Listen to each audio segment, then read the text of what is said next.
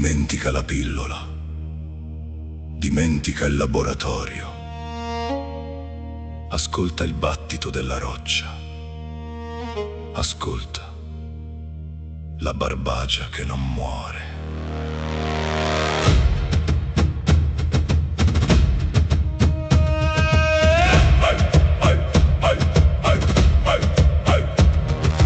Oltre le etichette, oltre le statistiche, non è una dieta, è una vita verticale. Tra i pendii del Gennargentu, dove il fiato si fa sale, i pastori scalano il tempo, sfidano il tribunale della scienza moderna che vuole quantificare ciò che solo il vento sa raccontare. È il ritmo dell'ogliastra, è il sangue della terra, uno spirito immortale che non dichiara guerra. Non è un mito clinico, non è un'illusione, è il canto dei centenari, è la nostra devozione.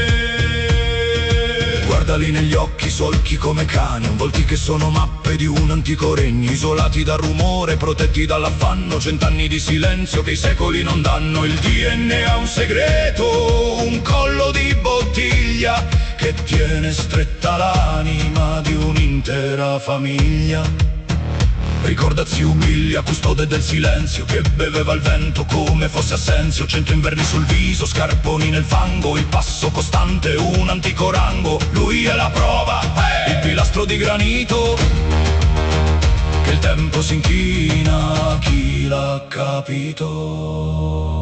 Non è l'integrazione, è l'ecosistema, non è la nutrizione, è lo spirito che trema. L'intelligenza artificiale guarda l'infinito,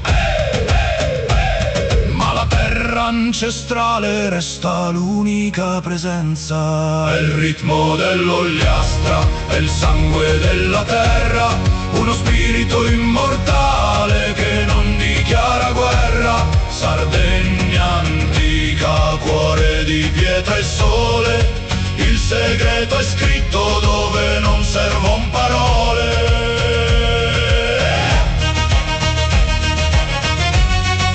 Trova la tua terra, ritrova il tuo ritmo.